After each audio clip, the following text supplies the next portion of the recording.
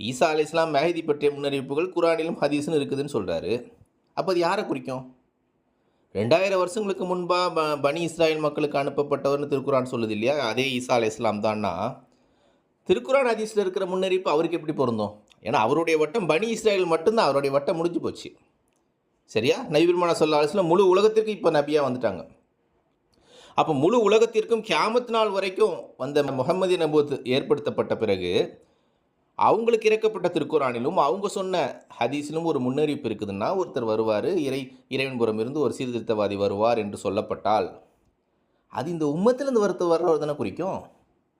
ஏன்னா ஈசா அலைஹிஸ்ஸலாம் அந்த குறுகிய வட்டத்துக்குள்ளேயே அவர் நின்றுறாருல, அவர் எப்படி இங்கே உலகளாவிய சமுதாயத்துக்கு அவர் எப்படி வர முடியும்? யோசிச்சு பாருங்க.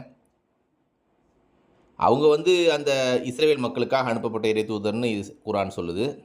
ஒரு இஸ்ரவேல் நபி அவங்க. இஸ்ரவேல் மக்களின் வேதம் மூசா அலைஹிஸ்ஸலாமுக்கு இறக்கப்பட்ட தௌராத்தை பின்பற்றி தான்